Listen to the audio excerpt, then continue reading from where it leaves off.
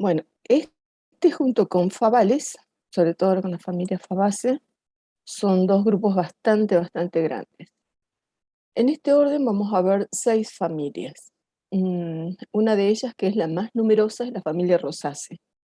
Las otras están bien representadas, sobre todo en la Argentina, pero, y algunas son de importancia económica, etcétera, pero la diversidad de estas 5 familias no supera a la diversidad que tiene Rosaceae. Por eso las sinapomorfías corresponden básicamente, las sinapomorfías del orden corresponden la mayoría al orden, a la familia Rosaceae. Uno de los caracteres más importantes es la flor, está en la flor, porque las flores acá tienen hipanto. Las inflorescencias predominantes son del tipo cimosas, pero las flores tienen hipanto. Y el hipanto, la presencia de hipanto, el desarrollo de hipanto, influye muchísimo en el tipo de fruto. Por lo tanto, es muy importante por la variabilidad que hay. En general, el cáliz es valvado, los pétalos tienen una pequeña uña. Una uña es la unión entre la lámina y el hipanto, y esa uña, al tener esa uña limitada, los pétalos se caen. Por eso la rosa, por ejemplo, habrán visto que los pétalos se desprenden fácilmente. Otra característica es el estigma, que es un estigma seco. Es algo que quizás no le prestaron atención al estigma de las flores, pero en algunos se puede diferenciar, y ya vamos a ver en otros grupos más adelante, lo carnoso que pueden ser y lo grande que pueden ser.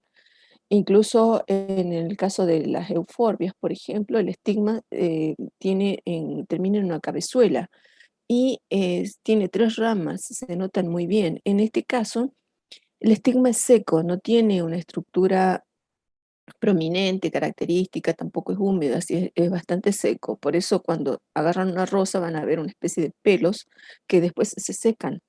Esos pelitos corresponden al estigma. Y tienen nóbulo por carpelo. En general, el fruto mantiene el hipanto, sobre todo cuando es de ovario ínfero, obviamente, y otras veces el cáliz se mantiene en el fruto, así que en el fruto siempre se observan o se encuentran restos de la flor. Vamos a comenzar con la familia Rosaceae. Esta es una familia cosmopolita, excepto en las regiones más secas, en el desierto, sobre todo en África, por ejemplo. Y en África y en Australia, en los desiertos de África y Australia no se encuentran, pero es una familia muy bien representada. Acá encontramos lo que conocemos comúnmente o lo que vemos con el nombre de rosa, que es una de las plantas más cultivadas.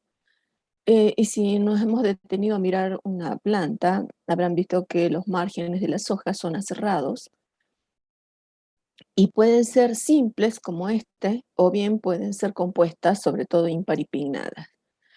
Y en el caso de la rosa específicamente, el género rosa tiene las estípulas en la base, que son estas dos pequeñas proyecciones, prolongaciones que están en la base de la hoja.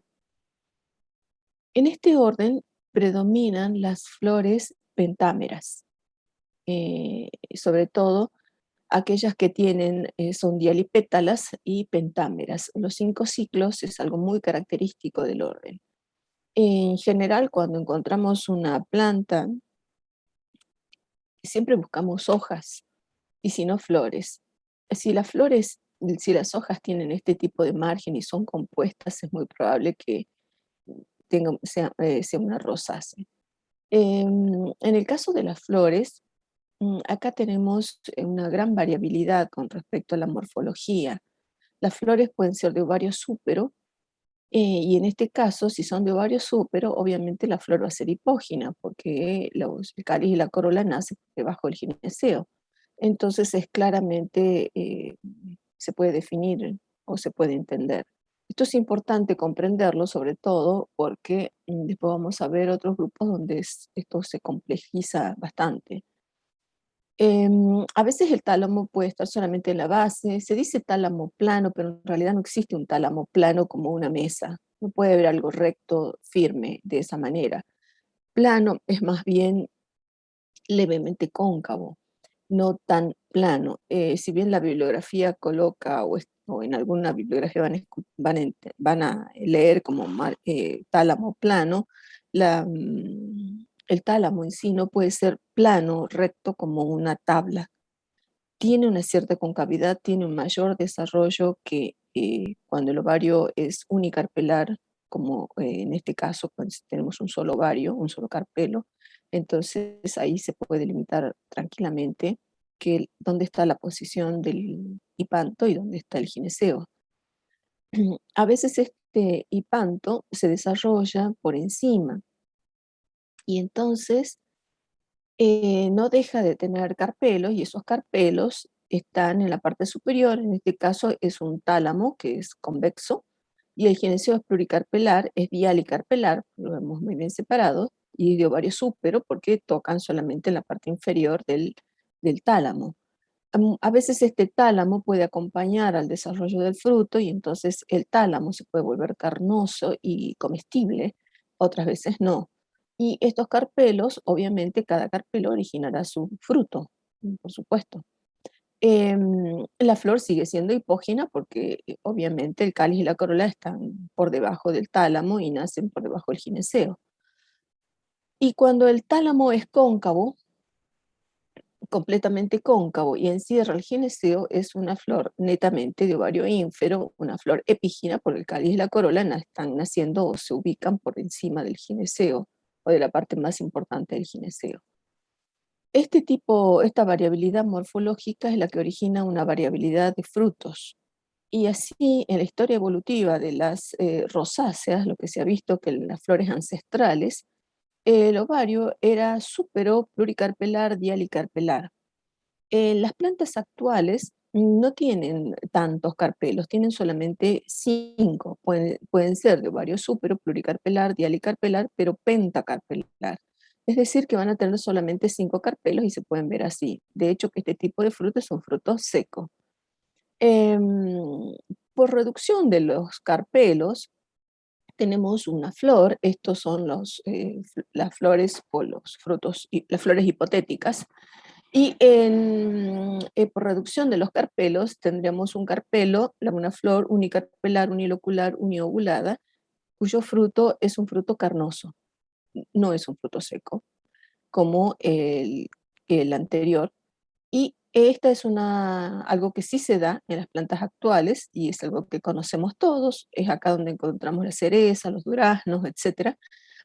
Y deriva, un durazno, una drupa, deriva de un gineceo súpero, unicarpelar, unilocular, uniovulado.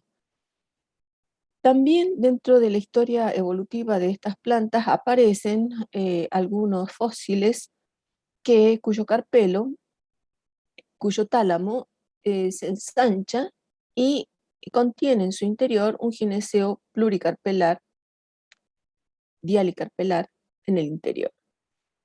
Ahora, en los frutos actuales, como por ejemplo la manzana, como por ejemplo la pera, el membrillo, este, mm, los mespilus, son los nísperos, vamos a encontrar frutos de ovario ínfero. ¿Qué ocurrió acá? Y tenemos una flor de ovario ínfero cuyo tálamo encierra el gineceo, y estos carpelos pueden ser 5 o se pueden reducir. Pueden tener morfología variada, pero siempre el ovario va a ser carnoso y el tálamo va a acompañar al fruto. ¿Qué quiere decir? Que en esta familia actualmente vamos a tener frutos secos, como folículos, por ejemplo, pentafolículos, frutos carnosos, como una drupa de ovario súpero, o carnosos, como los pomos de ovario ínfero. También dentro de esta historia evolutiva, lo que se ha visto en algunos fósiles es este paso transitorio. donde tenemos un fruto pluricarpelar, dialicarpelar de ovario súpero que se transforma en ovario ínfero porque simplemente se forma un receptáculo, un tálamo que encierra los carpelos que son pluricarpelares, dialicarpelares y cada carpelo origina un aquenio. En este caso tenemos un sinorodón, que es el típico fruto de la rosa, por ejemplo, el tálamo, que es cóncavo, y el tálamo que es cóncavo y el tálamo que es convexo. En este caso tenemos un tálamo convexo con un gineceo pluricarpelar, dialicarpelar, y cada carpelo puede originar un aquenio, como pasa en el caso de la frutilla, donde cada una de las semillitas sería un aquenio, y en este caso el tálamo es el que se vuelve comestible. Por lo tanto, acompaña al fruto y cuando comemos una frutilla nos comemos en realidad los frutos verdaderos, que son las semillitas, o esas con aspecto de semillitas que vemos encima, que serían los aquenios y el tálamo. Y en el caso de las frambuesas, cada carpelo origina una drupa, entonces un conjunto de drupas. En este caso, el tálamo está reducido y lo que consumimos son las pequeñas drupitas que están agrupadas en el mismo eje. Estos son otros frutos que también se encuentran en la familia rosácea, es decir, que en las rosáceas podemos encontrar frutos secos como folículos, frutos carnosos como las drupas, por ejemplo, como los pomos. Esto es un etéreo con aquenios, un etéreo con drupas, o bien podemos encontrar un sinorodón. Toda esta variabilidad morfológica obviamente se origina debido a la gran diversidad que tiene la familia. Entonces, es importante saber reconocer las características que tiene una flor para originar un determinado tipo de fruto y con eso es suficiente. ¿Cómo se determina o cómo se realiza esto? Y bueno, estudiando los fósiles. Muchos fósiles quedan impresos en las rocas y a partir de ahí, obviamente determinando la edad de la roca y las características del fruto, se puede armar la historia evolutiva de las plantas. En el caso de las rosáceas, lo que se ha visto o lo que se ha encontrado fundamentalmente es que los grupos más antiguos, los primeros grupos, los grupos basales, tenían frutos secos y estos frutos secos son los que originaron actualmente los frutos carnosos. Y el fruto carnoso más reciente, más nuevo, más joven, es el de la pera, donde tenemos los pomos, es el género Malus o el género Pyrus, que es lo mismo, el género Crataegus, donde tenemos el níspero, por ejemplo. Y esta historia evolutiva se fue repitiendo a través del tiempo, es decir, que teníamos frutos secos, aparecen frutos carnosos, estos desaparecen, y los nuevos son estos, donde tenemos frutos secos y frutos carnosos. Em, Esta diversidad que se encuentra en la familia Rosaceae indica de que tenemos también, se ve representada en la clasificación. La clasificación tradicional, la que van a encontrar en la bibliografía con la cual van a trabajar y la que se encuentra prácticamente en la mayoría de los libros o de los trabajos que se utilizan para identificar las especies, van a encontrar 4 subfamilias, la subfamilia maloide, amigdaloide, espiroide y rosoide.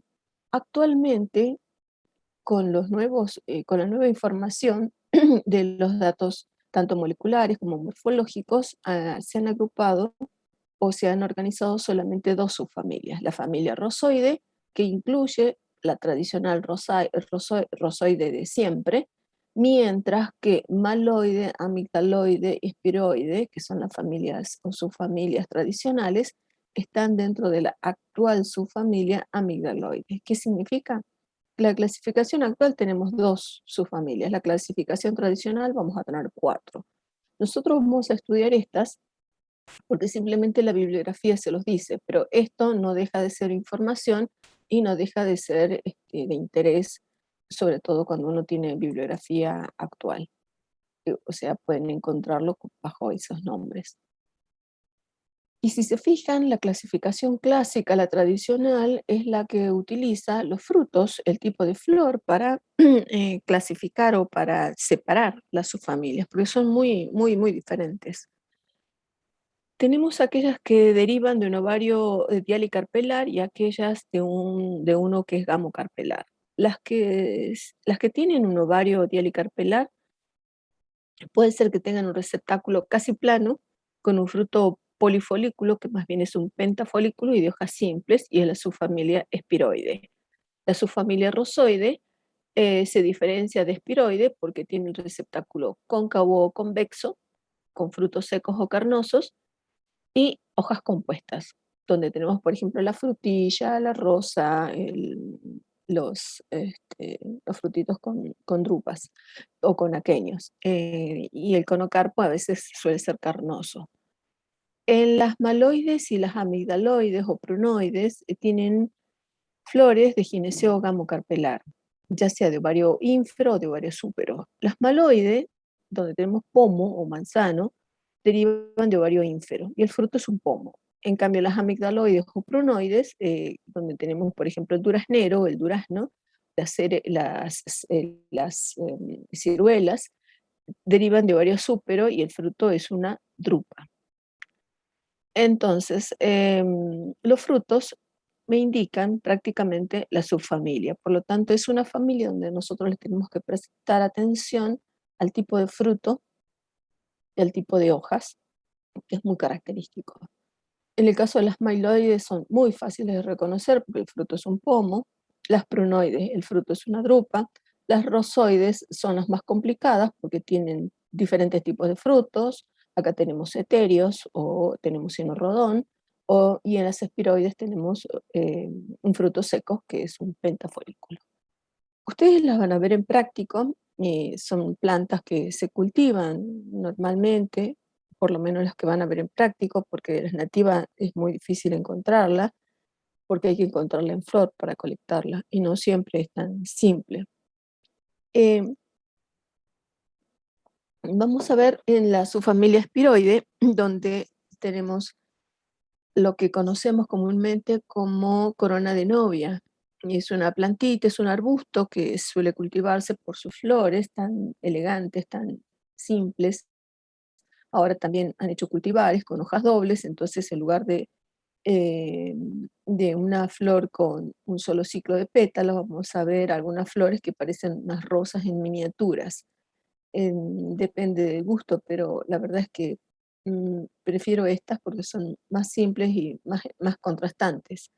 Acá vamos a tener hojas simples, alternas, que habitualmente tienen flores organizadas en unas pequeñas cabezuelas que pueden ser de tipo corimbiformes o de tipo umbeliformes. Se utilizan muchísimo por la elegancia que tienen las flores, y las flores se caracterizan porque presentan un hipanto que en la bibliografía, en algunos les va a informar sobre el tálamo plano, otros les va a describir como un tálamo semicóncavo, etcétera, pero el hecho es que ustedes en práctico, que ahora van a tener el taller el próximo jueves, van a poder ver esto porque es un poco difícil entenderlo con un gráfico. Y van a ver de que el tálamo es todo esto. ¿Por qué sé que es todo eso? Y porque el cáliz y la corola nacen en el borde. Por eso sé que eso es el tálamo. Entonces, y ese tálamo no puede ser plano como una madera o una tabla.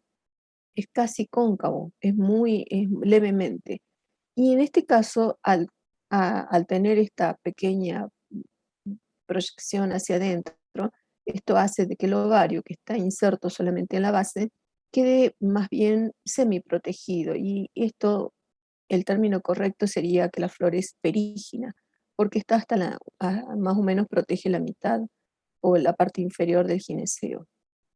El ovario es súpero, porque está unido solamente en la base. Entonces es una flor perígina de ovario súpero con un tálamo que puede ser casi plano, semiplano, semicóncavo, como quieran.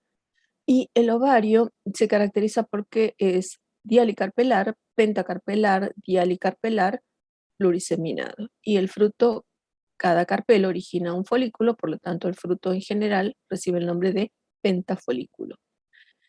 Este es el diagrama, que es algo que también tienen que aprender a representar, porque de ahora en más van a tener los ciclos muy bien definidos, ya no van a tener frutos, flores con disposición espiralada, entonces es mucho más simple hacerla, por lo menos el 90% de las plantas no lo tienen, así que van a tener que aprender también esta forma de representar las flores y de reconocer a las flores.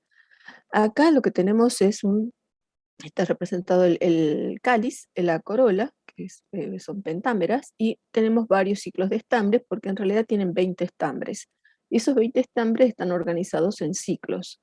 También tienen nectarios. Los nectarios no siempre se representan, acá está representado, pero no es lo habitual que se representen los nectarios. En este caso, hay un ciclo de estambres que está transformado en nectarios y se ubican en el borde de la hoja, en el borde de la flor, y esto, como es muy prominente, forma una corona de nectarios alrededor, como si fuera un repulgue de empanadas, tal cual es lo que van a encontrar en el borde del tálamo. Y eso no es nada más ni nada menos que nectarios. Es un ciclo de landroceo o un ciclo de estambres que se han transformado en nectarios. Y este es el gineceo pluricarpelar, pentacarpelar, dialicarpelar.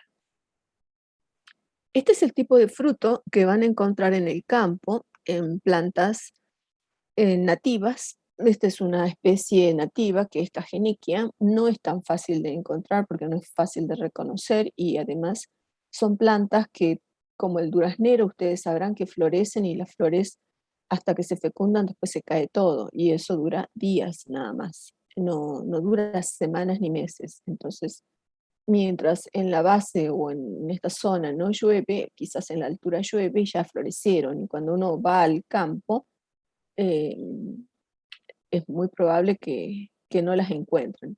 Pero si encuentran un fruto seco, que es un pentafolículo, y una planta de hojas simples con margen aserrado, es muy probable que sea Cageniquia lanceolata. Le dicen sacha durazno porque el fruto es simplemente prominente, gordito, pero no es un fruto que sea carnoso, sino que no es completamente seco al comienzo, sino que se seca después. Spirea cantoniensis es lo que conocemos como corona de novia, es lo que ustedes van a ver en práctico, y es una de las plantas que más se cultiva por las flores, por lo bonito que son las flores. Acá se ve una flor netamente pentámera, con numerosos estambres, y como las tecas son amarillas, contrastan con el color de los pétalos. Por eso es que se la utilizan muchísimos en arreglos de coronas, le dicen por eso corona de novia, pero se usa mucho como ornamental. Em, en estas, en la subfamilia Rosoide, aparecen hojas compuestas, pero muchas de ellas pueden tener este tipo de aguijones, que se dicen plantas armadas. Plantas armadas o plantas inermes. En este caso de Spirea es una planta inerme porque no tiene espinas, no tiene nada. En el caso de las rosas, por ejemplo, son plantas que tienen aguijones. Estos aguijones se desprenden. Si nosotros tocamos, sabemos que los podemos desprender.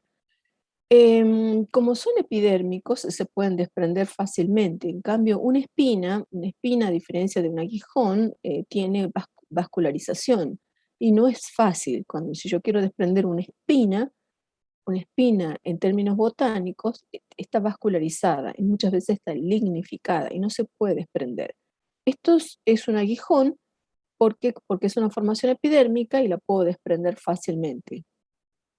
Esa es la diferencia, o sea, no es correcto decir que las rosas tienen espinas. En términos botánicos no tienen espinas, tienen aguijones. Las hojas son compuestas, pueden tener diferentes cantidades de folíolos, básicamente predominan las trifolioladas a plurifolioladas, siempre son imparipignadas y suelen tener las estípulas en la base en forma de alas enfrentadas. Acá tenemos estos tres tipos de frutos. Los etéreos, y los etéreos con aquenios, como la frutilla, los etéreos con drupas, como en el caso de las frambuesas, y tenemos un fruto seco como es el cinorrodón, que es característico de la rosa. Especies nativas sí tenemos. Tenemos esta que conocemos como frutilla silvestre, que seguramente si han caminado por yungas la deben haber visto, sobre todo en verano. Los frutitos son muy pequeños, pero son carnosos porque el tálamo se vuelve carnoso, solo que el fruto es rojo, rojizo, pero en el caso de las flores son amarillas, tienen pétalos amarillos. Y acá se ve claramente el tálamo con los carpelos dispuestos encima, y los carpelos obviamente son unicarpelares, uniloculares, uniovulados, y tenemos numerosos estambres. Esto es Duquesnia indica, que es la frutilla silvestre. También en Yungas fue reconocido hace pocos años, Duquesnia indica, la forma albo caput.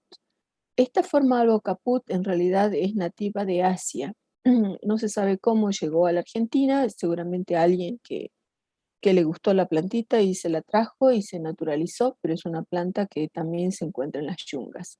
No es nativa, es una planta naturalizada, pero ya está dentro de la flora nuestra.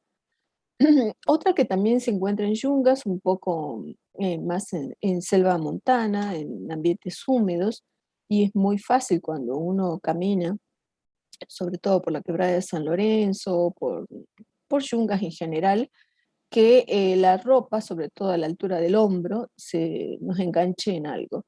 ¿Por qué? Porque son plantas que pueden llegar tranquilamente, son arbustos. Rubus boliviensis es un arbusto que puede llegar a los 3 metros más o menos, y tiene ramas con esos aguijones. Y esos aguijones son los que se enganchan habitualmente en la ropa. De hecho, que tienen frutos que también es un etéreo, con unas pequeñas drupitas. Le dicen sachamora por el color que suelen tener, que suele ser oscuro, pero no es una morácea, es una rosácea. ¿Cómo la reconocemos? Primero porque seguro que si la encontraron de casualidad, se les enganchó, se pincharon al querer colectar los frutos, porque está llena de aguijones. Y segundo, que tiene las hojas compuestas y tiene las hojas de margen bien aserrado. Y tercero, por el tipo de fruto, obviamente. Este es Rubus boliviensis, que se distribuye en lo que conocemos como selva tucumano-boliviana o yungas, básicamente en ambientes húmedos. Luego tenemos esta otra, que recuerdo que en algún momento alguien hizo un comentario sobre esta planta, donde tenemos el género queñoa, perdón, el género Polylepis, donde tenemos lo que conocemos como queñoa o queñua. Son los únicos arbolitos de pastizales de altura, crecen en altura, son muy llamativos porque las ramas son muy tortuosas y son los que tienen este porte más bien arbustivo, porque no son árboles grandes, pero son los únicos arbolitos que se encuentran sobre los pastizales de altura, en zonas altas. Si miramos las hojas, son muy parecidas a una rosa, pero en miniatura. Y en este caso, el fruto es seco, no tengo una foto, pero es un fruto seco. Son arbolitos típicos de pastizales de altura. Entonces acá tenemos Polylepis, tenemos varias especies. Esta es una nada más. Y obviamente tenemos el género rosa. En el género rosa, donde tenemos, por ejemplo, una de las más cultivadas, rosa rubiginosa, pero tenemos muchísimas especies y muchísimas variedades, cultivares, etcétera, que se cultivan sobre todo como ornamentales.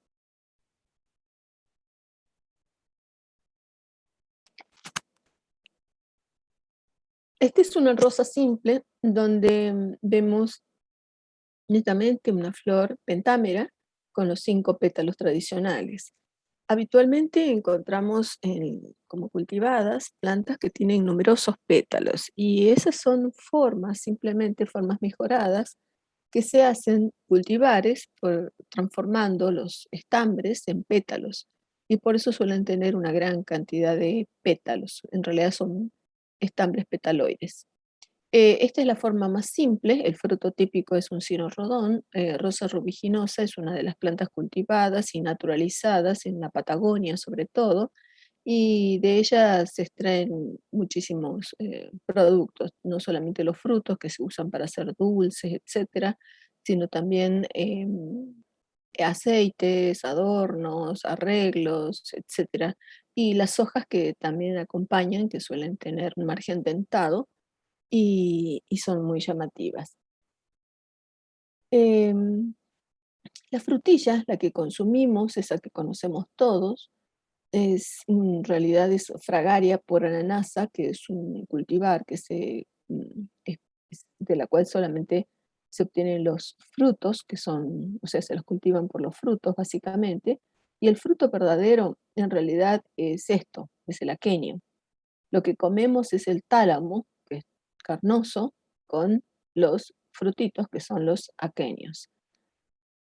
Esto también van a ver en práctico. Después tenemos Rubusidaeus, donde tenemos la frambuesa, que también se cultiva ahora en, en las zonas más frías. Qué sé yo, se cultivan en Tilcara, se cultivan en Salta también, pero en ambientes fríos, en ambientes más frescos que los del Valle del Lerma propiamente dicho. Son pequeños arbustitos y tienen estos frutos con pequeñas drupitas que son los que comemos, los etéreos. Tienen flores blancas, son muy bonitas. Em, y luego tenemos la subfamilia Pomoide. En esta subfamilia tenemos lo que conocemos comúnmente con el nombre de peras o los perales o los manzanos, que son los más comunes o los más llamativos. Tienen hojas simples, tienen margen aserrado, netamente aserrado, y la flor se caracteriza porque es una flor de ovario ínfero. Y en este caso, también el tálamo acompaña al fruto. El tálamo que rodea al gineceo es el que se transforma y crece cuando se fecunda la flor y se desarrolla juntamente con el verdadero fruto y origina una sola unidad. Nosotros conocemos esto como pomo en términos botánicos. Si cortamos la manzana, vamos a ver claramente los 5 carpelos en el interior, que son los que corresponden a los 5 carpelos que suele tener este gineceo, que es pentacarpelar, gamocarpelar, de ovario ínfero, una flor epígina, con un tálamo que acompaña al fruto. Esto también lo conocen o al menos ya lo deben haber estudiado en botánica. Acá tenemos Malus domestica, que es el manzano. Otros géneros que se cultivan, tenemos por ejemplo Eriobotria japonica, donde tenemos los nísperos, el género Pyrus communis, donde tenemos los perales, las peras, el género Crataegus es uno de los géneros más cultivados como ornamentales, se cultivan como ornamentales sobre todo para limitar un terreno, para hacer cercas, y el problema que tenemos con este fruto, con esta planta en particular, y otros géneros que tienen este tipo de frutos, es que al ser frutos pequeños, carnosos, son comestibles por las aves, son comidos por las aves, y lamentablemente las aves, cuando depositan sus heces, los hacen cerca de sus nidos, y generalmente están, en este caso, cerca nuestro, en Salta, en San Lorenzo. Y muchas veces estas plantas están naturalizadas en distintos ambientes, en Vaqueros, en San Lorenzo, donde tenemos bosques. ¿Por qué? Y porque las aves vienen a la ciudad, a los barrios, comen estos frutos, vuelven a sus nidos, defecan y siguen propagando la planta. Entonces es una planta que está naturalizada y el problema de estas plantas es que al encontrar un ambiente ideal para crecer, para germinar, para desarrollarse, desplazan a las plantas nativas. Otro género que también seguramente consumen o alguien tiene cultivado es el género Sidonia. Sidonia oblonga, donde tenemos el membrillero, donde se extrae el membrillo y tiene estos frutos muy característicos que parecen peras enormes y son bastante duras, por eso se utilizan, se consumen de esa manera. Igual es un fruto bastante astringente cuando se muerde, no sé si alguna vez comieron un membrillo, pero no se comercializa como tal, sino más bien ya procesado. Y la otra familia, otra subfamilia, la subfamilia que conocemos como prunoide o amigdaloide, es donde tenemos los durazneros, por ejemplo, porque el género tipo es el género Prunus, tiene hojas simples, de margen también aserrado, son árboles, habitualmente árboles, arbustos, que presentan este tipo de flores. Y también la van a ver en práctico. Van a ver en práctico este tipo de flor con un ovario súpero, unicarpelar, unilocular, uniovulado, que origina una drupa. También acá el tálamo no es netamente cortito, sino es más bien ensanchado, es más bien urceolado. Y cuando las vean en práctico, cuando las puedan mirar bajo la lupa, se van a dar cuenta cómo está organizado y muchas veces se comete el error de utilizar esta planta para enseñar plantas de ovario súper unicarpelar, unilocular, uniovulado y resulta de que cuando miramos el tálamo no es tan cortito. El tálamo es todo esto. Y en la representación gráfica se hace un tálamo corto que solamente está unido en la base al gineceo. Y sin embargo, sabemos que esto es el tálamo, y porque aquí nace el cáliz y la corola, nada más. Este tálamo, que es más bien urceolado, se puede ver muy bien bajo la lupa. Acá tenemos especies nativas, como por ejemplo el duraznillo, que se conoce como cuaresmillo comúnmente. Es el típico duraznito que se utiliza sobre todo en compotas, etcétera, y se consume con, en este caso se ve acá el quesillo, pero es un postre típico de nuestra región. Y estas plantas las vamos a ver, o las vamos a reconocer en el campo en esta época, cuando comienzan a florecer, que es ahora en primavera, y obviamente tienen la típica flor de un durazno, pero la floración dura muy poquitos días. Esto es Prunus persica, variedad posarca, que es el cuaresmillo. Luego tenemos en selva montana, en las partes altas, en las partes frías de la selva montana, llegando ya al bosque montano, Prunus tucumanensis. Le dicen palo luz porque suelen tener hojas que son muy fáciles de reconocer, que tienen estos márgenes aserrados muy grandes, y tienen tanta cera que cuando la luz incide sobre ellas se refleja. Por eso es que el nombre común es palo luz, es Prunus tucumanensis. Tenemos Prunus persica, que es donde tenemos los trasneros. Todos hemos visto este paisaje en algún momento y vemos que dura muy poquito tiempo. Cuando se fecundan las flores, los pétalos se caen. Inmediatamente comienzan a crecer las hojas. Entonces es un poco difícil tener una rama con flores y hojas. Los frutos, como son carnosos, no permanecen mucho tiempo en la planta. Acá tenemos otra especie como los guindos o las guindas, Prunuserasus, que es una planta cultivada, los damascos, que también son otra hortícola, el Prunus armeniaca.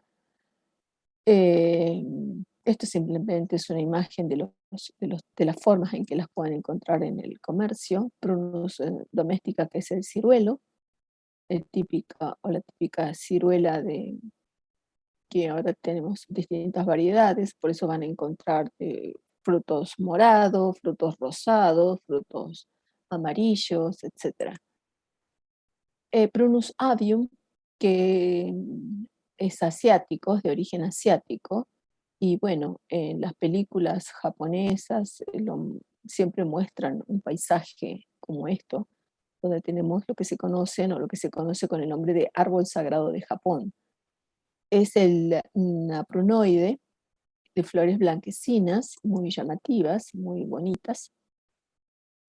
Bien, entonces vimos la familia Rosaceae, donde tenemos toda esa variedad morfológica de flores, y por ende de frutos, que es muy interesante y tiene una gran diversidad muy importante desde el punto de vista hortícola sobre todo. Vamos a otra familia que es la familia Rhamnaceae. Esta familia es una familia de ambientes secos, entonces la vamos a encontrar tanto en monte como en chaco. Es una familia que está muy bien representada, sobre todo en América, y nosotros tenemos algunas especies. Esta familia ha sido recientemente cambiada completamente, se han hecho una revisión taxonómica, los brasileños, y hicieron cambios sustanciales en la nomenclatura y cambiaron prácticamente la mayoría de los géneros. Así que los que tengan o los que también voy a subir los apuntes viejos que sirven para, sobre todo para recordar o para ver imágenes, fotos, etcétera. Em, pueden usar, los que tienen o estudiaron con los apuntes viejos, pueden usar los mismos nombres antiguos, y los que quieran aprenderse los nombres nuevos, obviamente que si aprendemos algo, más bien, más vale que sea algo nuevo. Acá tenemos lo que conocemos con el nombre de Sarcomphalus mistol, que es el mistol. Antes era Sisyphus mistol. Entonces van a encontrar muchísima bibliografía con esos términos. El mistol se reconoce muy fácilmente, primero porque es un arbusto, entonces siempre está achaparrado a la altura de nuestra vista completamente, y las reconocemos fácilmente porque tienen espinas, porque tienen ramas en forma zigzagueante, porque tienen hojas con nervaduras muy marcadas, muy bien delimitadas, y si las encontramos en frutos, lo más probable es que veamos estos pequeñas drupitas que son los frutos, que son los más comestibles o los más apetecibles tanto por las aves como por el hombre.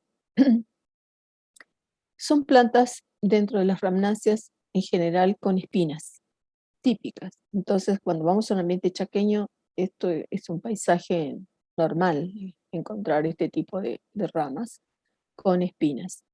Tienen hojas simples y en este caso vemos las flores y las hojas. También pasa como con muchas plantas.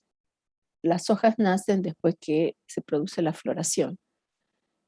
Las flores son muy características, tan características que aún en los fósiles, como se ven acá, se pueden identificar. Nosotros no tenemos en nuestra carrera materias importantes como palinología, como paleobotánica, que realmente puedan contribuir o que puedan ayudarlos a recordar fácilmente, porque al tener una materia botánica, una sola, morfológica, en los primeros años, de la cual después no recuerdan mucho, es un poco difícil y eso se entiende perfectamente. Eh, la única botánica que tenemos está más o menos a la altura de esta materia, entonces tampoco ayuda mucho que digamos. Y en este caso, en el caso de esta planta en particular, es una planta que es muy utilizada, sobre todo por los paleobotánicos. Y como verán, esta es una flor actual y este es un fósil, es un calco. Em, Paleobotánica es una cosa, una materia, es una ciencia muy interesante. Cuando se conocen las plantas actuales, no es difícil hacer paleobotánica, porque uno tiene que mirar las cosas o reconocer estructuras mirando una especie de fotocopia, porque es así como quedan las impresiones en las rocas. Quedan grabadas y se pueden reconocer muy fácilmente. Incluso se puede sacar hasta el polen de estas plantas. Hay mecanismos, se disuelven las rocas se filtran, se elimina todo lo que es el sílice y quedan los granos de polen.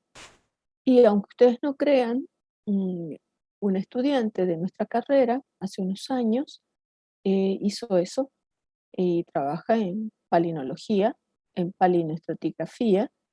Hizo su doctorado creo que en Mendoza, hizo su postdoctoral en Estados Unidos Y que ustedes tengan una materia solamente no es ningún impedimento para hacer o para especializarse en otras ramas de la botánica o en otras ramas de la geología que implique la aplicación o el uso del conocimiento de lo que es la botánica.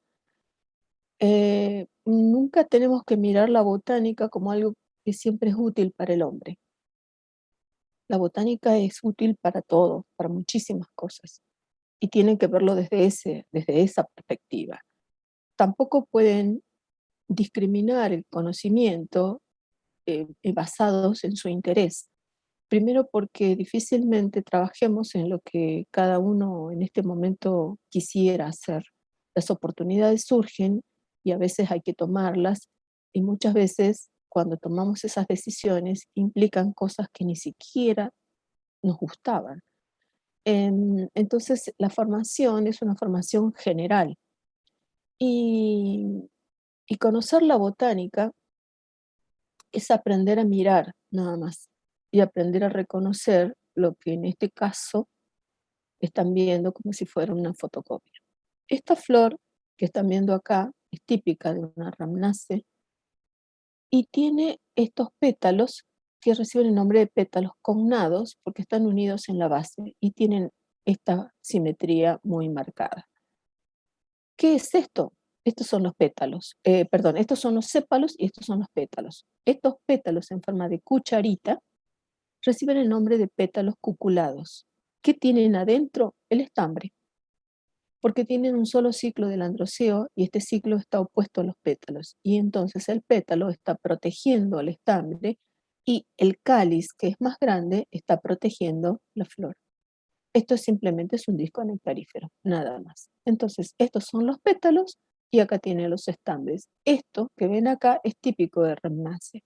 Cuando las veo y cuando las plantas están en flor, pero con el aspecto que suelen tener estas plantas, que es este, no es tan fácil. Estas flores habitualmente son muy pequeñitas, pero tienen una morfología que vista a la lupa se ve de esta manera y que se pueden reconocer fácilmente hasta en un fósil. El ovario puede ser ínfero, puede ser súpero o puede ser semífero. Es un ovario que va a cambiar dependiendo del género de las ramináceas. Acá se pueden ver las tres ramas estigmáticas, por lo tanto el gineceo tricarpelar. No es algo que ustedes tengan que estudiar de memoria, es algo que se ve, es algo que se puede observar. Especies nativas tenemos, como les decía, Sarcomphalus mistol, que es el mistol, que antes era Sisyphus mistol, que tiene esas flores características de ramnáceas que las podemos reconocer fácilmente, no solamente por sus flores, porque sus flores están ahora en primavera, verano, luego ya no las vamos a tener, y sí se pueden reconocer fácilmente por sus hojas. Las hojas suelen tener estas nervaduras, también son paralelas, son muy marcadas. Las hojas son, si son de ambiente seco, como el monte, como el ambiente chaqueño, las hojas son carnosas, no crasas. Carnosas quiere decir que no son laminares, que no son herbáceas, que no se secan fácilmente. Y el frutito suele ser drupáceo carnoso. Otro género que van a encontrar en el ambiente chaqueño es el género Scutia, por ejemplo, con ramas y con una gran cantidad de espinas, que son las estípulas transformadas en espinas. Estas son espinas propiamente dichas, no son aguijones, porque tienen haces vasculares en el interior, y tenemos las flores características de las ramináceas. Coletia es otro género que es también de ambiente chaqueño, es muy, muy frecuente en Güemes, saliendo ya de Salta, toda la ruta al costado van a encontrar estas plantas que son mm, más fáciles de reconocer o de observar cuando están con flores, y ahora que va a llover, esperemos que caigan las lluvias, las van a florecer y las van a poder reconocer fácil. Condalia es otro género que también tiene ramas en forma de espinas, en este caso, esta es la rama y estas son las hojas. Las flores también suelen ser muy pequeñitas, los frutos suelen ser carnosos, lo que se conoce como piquillín. Esta es una plantita que es obviamente muy consumida por los frutos, por los animales, muy utilizada para para los animales, muy utilizada por los animales, por las aves. Un género que se cultiva, no por sus flores, sino por el esqueleto que me dejan cuando caen las flores, es Ovenia dulcis, que es el palito dulce.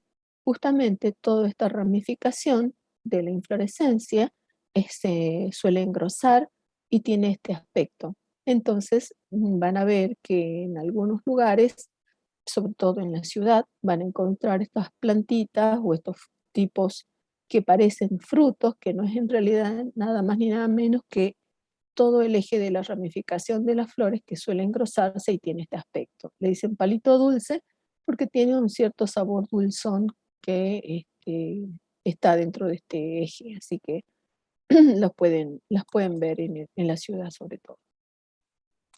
Vamos a las ulmáceas.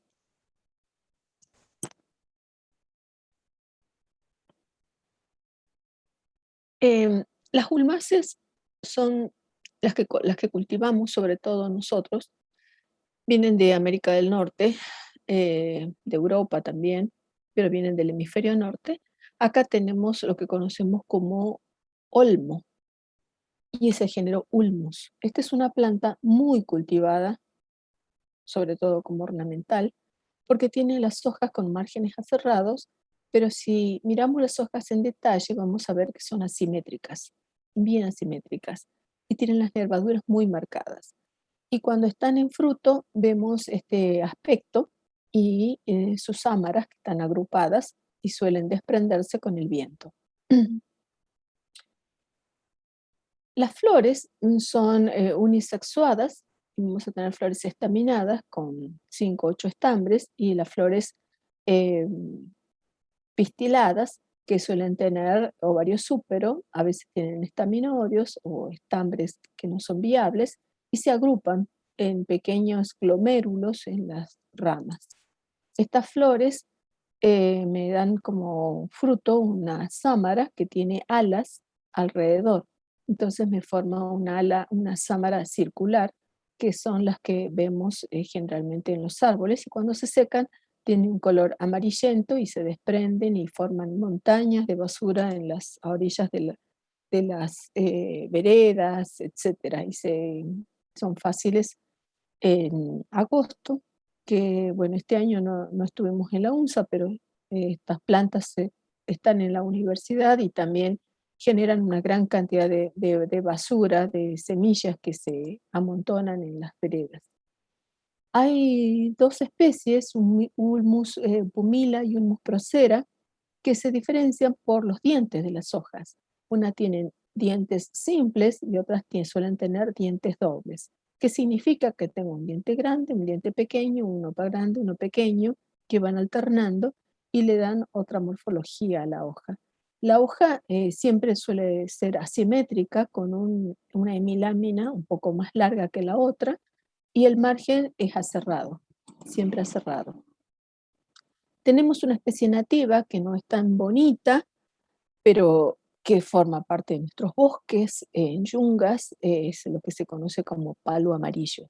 Palo amarillo porque en general tienen una gran cantidad de musgos, hongos, y que le otorgan la tonalidad. La madera suele ser amarillenta también, y como son árboles de unos 30 metros de altura, no son árboles que vamos a encontrar o que vamos a reconocer fácilmente. Son árboles que reconocemos por los tallos. Como los árboles son altos, los tenemos que aprender a reconocer cortezas más que nada. Las hojas también tienen un margen aserrado y tienen estos frutos que parecen sámaras, que como si fuera la tipa, pero es más elegante, como más estilizada. Estas sámaras también se reconocen en el piso. Cuando estamos en el campo, en general miramos el piso porque es donde caen los frutos. Si encontramos este tipo de fruto, seguramente tendremos un palo amarillo cerca. El nombre común es palo amarillo y así se lo conocen en el campo.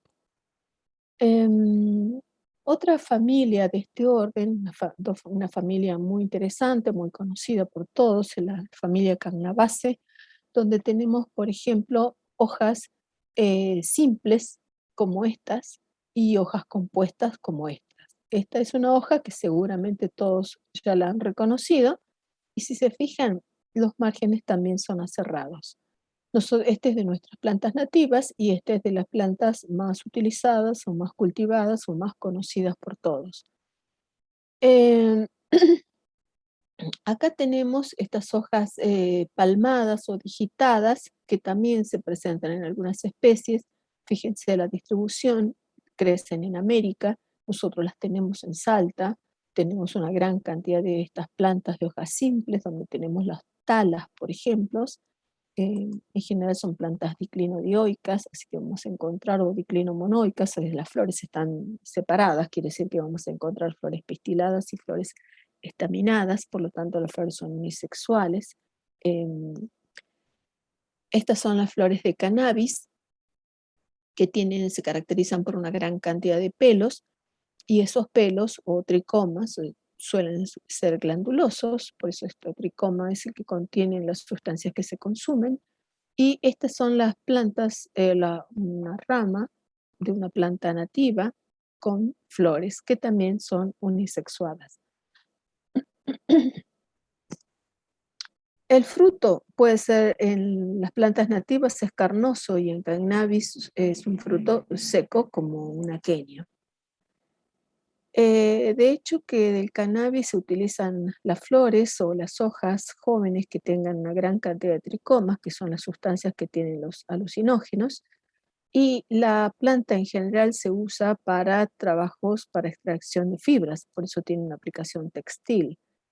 En los países donde se utilizan o donde están autorizados, donde se comercializa habitualmente la marihuana, tiene una gran cantidad, una infinidad de productos derivados o de los cuales se utilizan, en los cuales se utilizan productos químicos derivados de la marihuana. Uno de esos es el hashish, que está mezclado, que no es más que una resina de cannabis, resinas, y también incluye polen, que también contienen los alucinógenos y se consumen más que nada en Asia, en Europa. Y esta es una planta de origen asiático, es una planta que tiene distintas variedades que se comercializan y que se cultivan. Entonces tenemos plantas de 2, 3 metros de altura, plantas pequeñas, etcétera. Hay varias variedades. En las nativas tenemos el tala muy característico, que también tiene margen aserrado, como dijimos hace rato, y tiene nervaduras muy marcadas. En este caso vemos una flor estaminada y la flor pistilada, típica de eso también creo que lo van a ver en práctico, no me acuerdo si está puesto o no. Este es Celtis iguanea, que es otra especie que de tala, le dicen tala gateador, porque es una planta, es un arbusto que tiene las ramas muy extendidas y suelen apoyarse sobre el suelo, y por eso tiene ese nombre, tala gateador, y el nombre científico es Celtis iguanea, haciendo alusión a que se arrastra como una iguana porque se apoya en el suelo. También, fíjense, la hoja tiene margen aserrado y tiene las nervaduras bien marcadas. Celtis pálida es otra especie de Celtis que también crece acá en esta región. Tiene 3, 4 dientes marcados en el extremo de la hoja, y el fruto característico, que es un fruto carnoso. Celtis chichape es otra especie, fíjense la hoja, que es mucho más herbácea, más grande, también con las nervaduras muy marcadas en el en vez de las hojas. Esta es otra de yungas que crece un poco más al norte de Salta, no es tan frecuente en esta zona, sino más bien en Orán, Tartagal, más que en Orán sobre todo.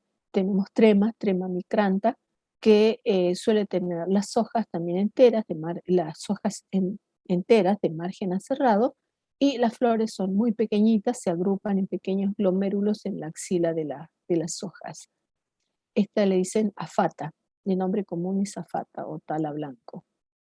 Otra especie que está naturalizada en la Patagonia, que se la introdujo justamente para la producción de cerveza es el Humulus lupulus, donde tenemos el lúpulo que se comercializa para la producción de cerveza y se ha naturalizado en la Patagonia, así que también se la puede encontrar como formando parte de la flora nativa.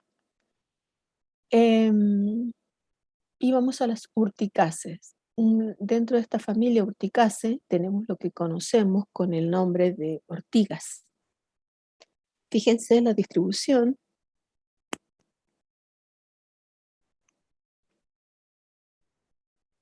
La distribución es muy, muy amplia, excepto en el desierto, en las partes más secas del mundo, se encuentra prácticamente en todo el mundo, por eso su distribución es cosmopolita. Las urticáceas en realidad cuando vamos al campo ni siquiera necesitamos mirar las hojas, las vemos y sabemos que es una planta que no podemos tocar. Primero porque desde acá se pueden ver las espinas que tienen, que son pelos. Estos aspectos espiniscente que tiene simplemente son pelos, pelos urticantes, que cuando tocan la superficie de la piel se quiebra la punta y eso es lo que produce el ardor o el dolor en la mano, si nos rozó la mano. Las flores son muy pequeñitas, también están agrupadas en glomérulos, en inflorescencias, pero las plantas se distinguen fundamentalmente por estos tricomas. Si este es un detalle para que vean, es un pelo glandular donde todas las sustancias urticantes se producen o se almacenan en la base, y el tricoma en la parte terminal es apenas una pequeña proyección muy débil que cuando se toca se rompe. Entonces esto se almacena acá en la parte de abajo y esta parte apical actúa como si fuera una aguja. Se toca, se quiebra en bisel y entra a la piel. Acá se pueden ver esos tricomas que justamente están graficados y fotografiados en detalle. Esta es una planta o esta familia tiene plantas que se reconocen muy fácilmente por los tricomas, fundamentalmente. Las flores son muy pequeñitas, en este caso se ven justamente hasta translúcidas, y se agrupan en estas pequeñas inflorescencias en forma de glomérulos, en formas capitadas, que se agrupan en estos racimos que penden. No son llamativas para nada, son flores, acá se pueden ver, son flores tetrámeras, son flores ciclinas, así que vamos a tener flores estaminadas y flores pistiladas. Están acompañados acá por sus tépalos muy, muy protegidas, y en este caso vemos una flor estaminada, donde tenemos 4 estambres y 4 tépalos. Acá se ven las flores pistiladas, donde sobresalen las ramas estigmáticas. Estas anteras de las ortigas se dice que son explosivas. ¿Por qué son explosivas? Y acá hay una persona que simplemente con una pinza toca las anteras y miren cómo sale el polen. Explota, sale hacia afuera. Y luego quedan las tecas de esta manera, vacías, con el polen expulsado. Una de las especies de yungas que se reconocen por sus inflorescencias, más que por sus hojas, son Boemeria caudata, son estas inflorescencias largas, que son pequeños glomérulos en un eje que cuelga, que penden por el peso que tienen. Y acá tenemos flores estaminadas y flores pistiladas. Estas son las pistiladas, que se reconocen fácilmente, y estas son las estaminadas. Las hojas son grandes, también tienen tricomas, pero no del tipo que vimos. Estas tienen ese tipo de tricomas, apenas vemos la hoja de urera, sabemos que es una ortiga y no necesitan presentarnos demasiado. Vemos un margen bien aserrado con una gran cantidad de tricomas en superficie, y estas son las inflorescencias. Estos son los frutos. Estos que se ven acá, carnosos, son frutos. Ese aspecto tiene después de que obviamente se fecundan las flores pistiladas. También tenemos esta aurera de flores amarillas o de frutos amarillos, que es muy característico también en nuestra zona. y se reconocen por estas inflorescencias muy largas en cabezuelas que penden y se agrupan en grandes racimos y cuando maduran tienen este aspecto, por eso se ven de color amarillo.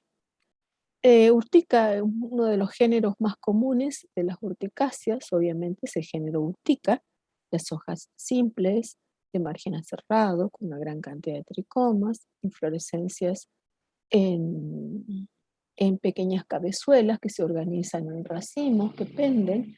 Es Urtica dioica, Urtica circularis, son de las especies más comunes. Como la mayoría de las urticáceas son hierbas o arbustos, pero también tenemos árboles. Árboles como Cecropia, no es una especie del NOA, sí del NEA, y después en América tropical es muy frecuente. Tiene las hojas palmadas, son árboles de muy buen porte que se reconocen fácilmente por sus hojas, y estas son las inflorescencias. Acá tienen estas pequeñas cicatrices donde se ubican o donde crecen hormigas, que son las que protegen los árboles. En estos lugares se ubican los hormigueros o las hormigas. Estas son las hojas típicas de Cecropia. Y vamos a la familia Moraceae. Esta también es una familia que sí conocemos, que todos sabemos lo que es una morera. Y fíjense, la distribución se encuentra muy bien representada en América del Sur, pero la que tenemos nosotros acá o la que está en la imagen no es nativa, es una planta cultivada. Dentro de esta familia tenemos plantas que conocemos y que hemos visto, de hojas simples enteras, de hojas simples divididas, árboles de muy buen porte, plantas que cuando sacamos la hoja es muy frecuente encontrar látex, látex lechoso, blanquecino. Acá tenemos las flores que pueden estar agrupadas en espigas, como en este caso, o bien pueden estar dentro de un receptáculo. Las flores son unisexuadas, entonces se agrupan en este receptáculo, que es lo que nosotros conocemos comúnmente con el nombre de higo. Este es un cicono donde tenemos una inflorescencia formada por un receptáculo carnoso y donde se ubican las flores pistiladas y las flores estaminadas. En el extremo superior vamos a tener lo que serían pequeñas brácteas, pequeñas hojitas que cubren o protegen esta apertura.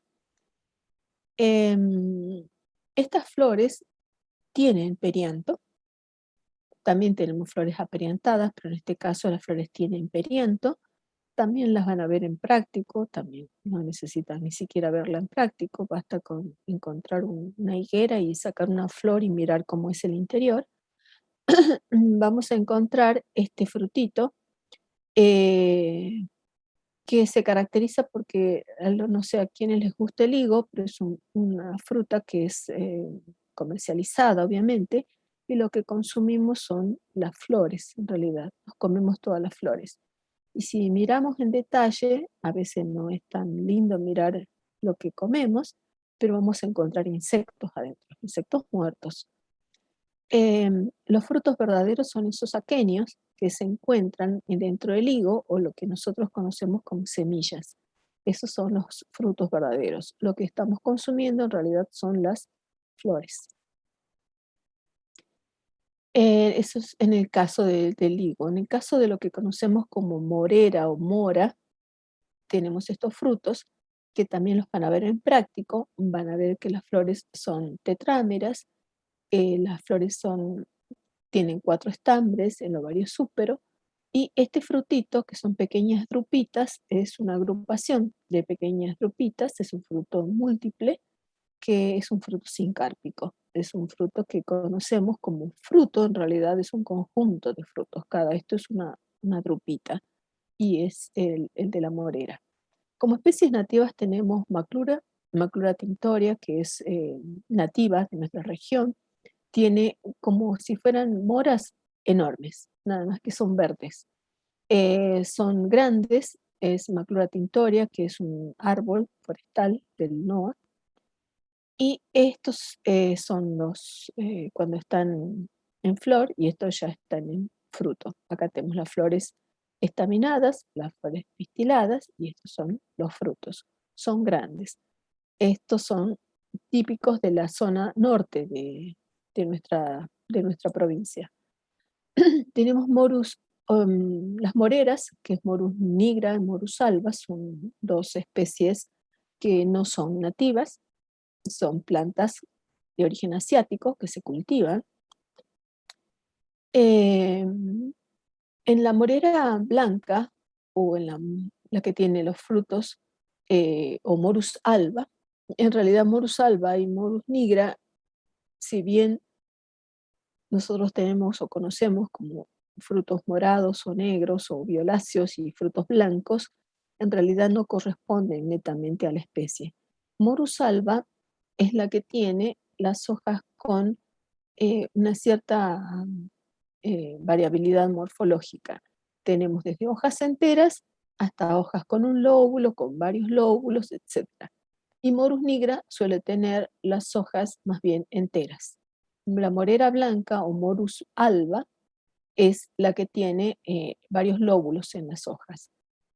¿Para qué se usan? Y bueno, se pueden consumir, etcétera, los frutos para distintas cosas, de distintas maneras, pero también se utilizan para se almacenan o se producen, sobre todo los que tienen la producción de gusanos de seda, para la producción de seda.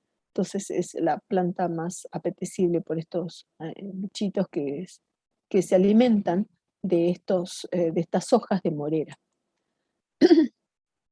Como especies nativas tenemos un árbol que conocemos como maroma, es el Ficus maroma. Es una planta que generalmente esta es la maroma y esto que está acá es un cedro. Como verán, no necesito ver la hoja, ni la flor, ni el fruto para saber que es un cedro.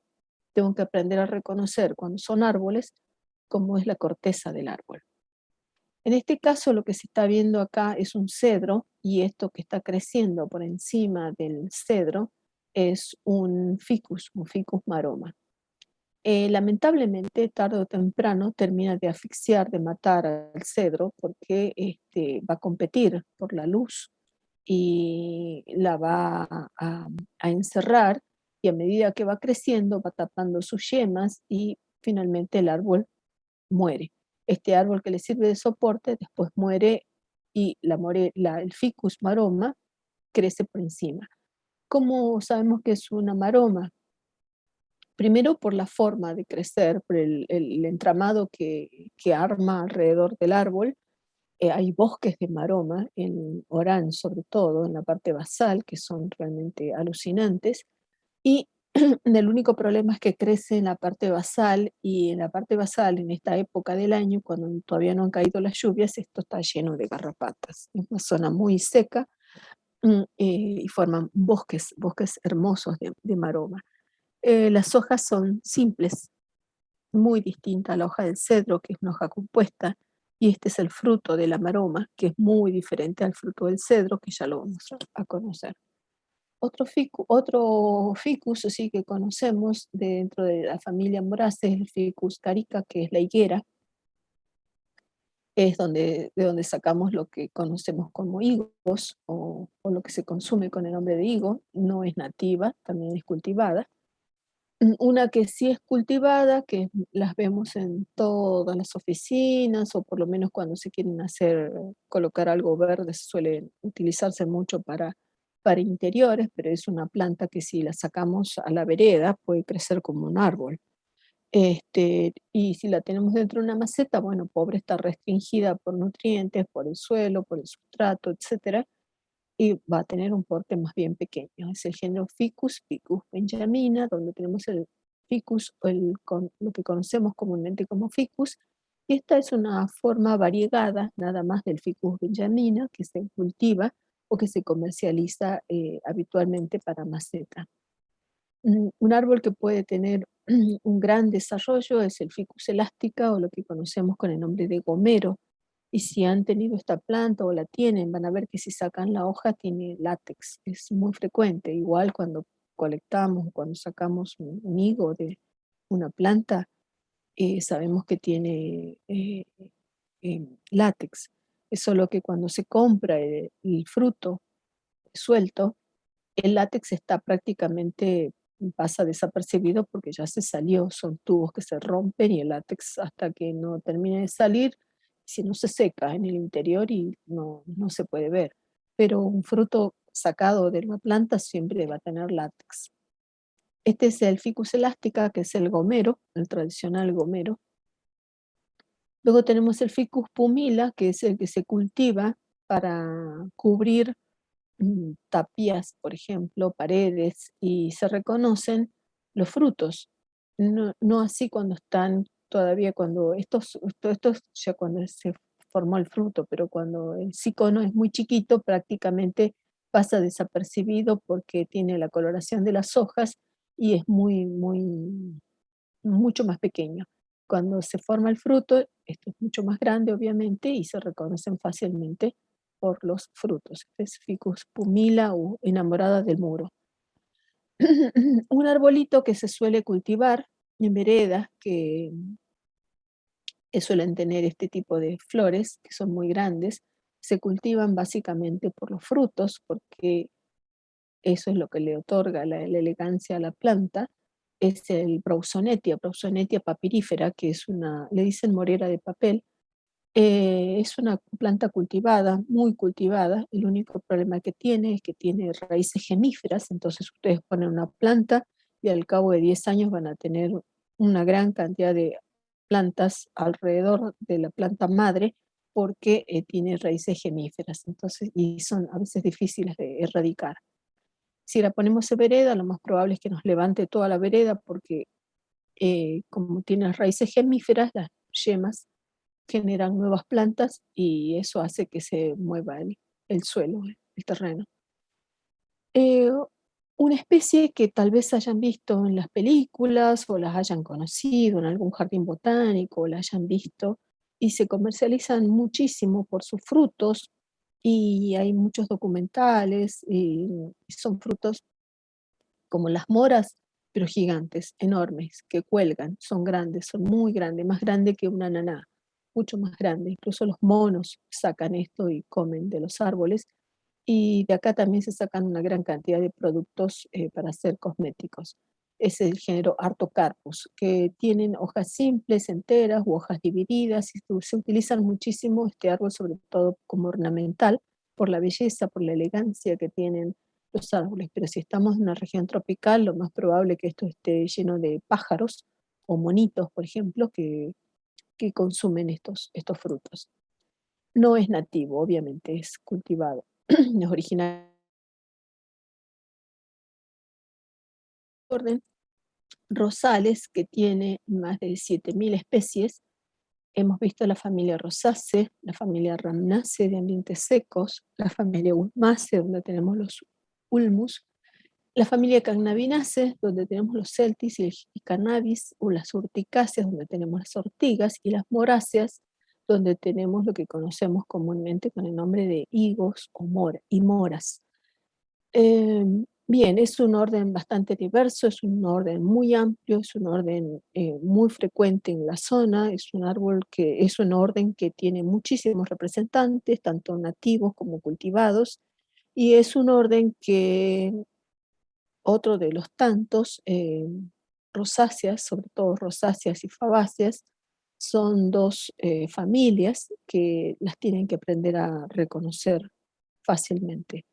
Recuerden que el examen final es con material vivo, y las tienen que aprender a reconocer. Este jueves van a tener un práctico donde van a poder ver gran parte del material que habitualmente no se ve, obviamente, en las calles, en las veredas. El material solemos tener material seco siempre y material conservado para cuando nos toque el práctico, porque nunca sabemos si vamos a tener material fresco o vamos a tener material disponible para los prácticos o para la cantidad de prácticos. Por eso es que los prácticos o los talleres no son recuperables. No son recuperables porque pregúntenle al auxiliar todo lo que tiene que caminar y recorrer para juntar las plantas. Entonces no podemos mandarlos 2 o 3 veces porque falten a los prácticos. Esos prácticos no se pueden recuperar. Lo único que pueden recuperar o pueden hacer es simplemente en un horario de consulta pedir ver el material seco, nada más, es lo único que podemos hacer, pero recuperar los talleres, eso es imposible. Por otra parte, los talleres no son obligatorios, son necesarios. Cada uno determina la necesidad que tiene de asistir o no, ya sea porque lo conozca, ya sea porque lo tenga en la casa, ya sea porque lo vio, ya sea porque sea recursante, etcétera. Tienen un sinfín de motivos por los cuales no pueden ir, entonces no son obligatorios, son necesarios. Nosotros no vamos a obligar a que vayan sí o sí al taller. Ustedes pueden asistir en el horario que está programado porque tampoco disponemos de laboratorio solamente para, no podemos disponer de 4 horas consecutivas para prácticos porque otros lo necesitan en un laboratorio o se hacen otras actividades. Bueno, eso era con respecto a los talleres, porque alguien me preguntó si se pueden recuperar. No los podemos recuperar por esa razón. Lo que pueden hacer es simplemente solicitar ver el material seco que hubiera disponible, nada más. Bueno, no sé si tienen alguna consulta, algo que preguntar.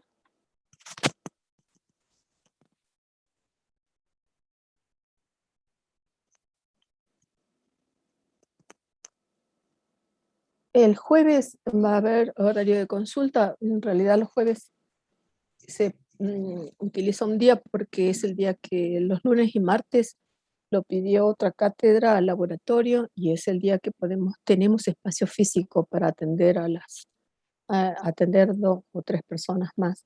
Pero si son consultas individuales, sí los podemos atender en otro día de la semana.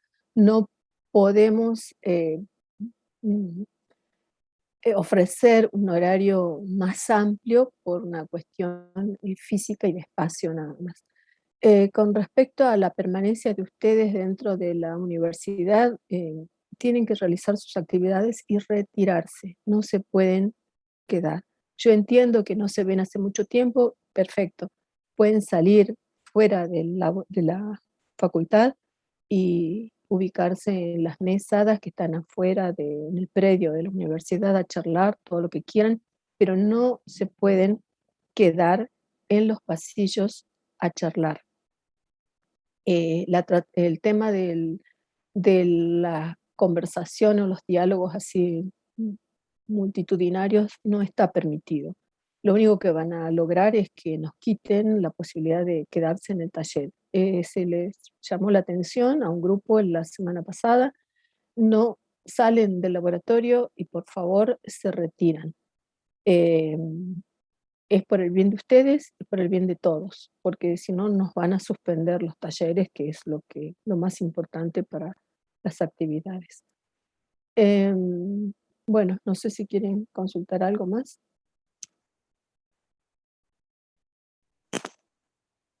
Bueno, los dejo entonces. Nos vemos el jueves. Si necesitan consultar, voy a estar toda la mañana. Hasta luego. Profe, vamos a para profe.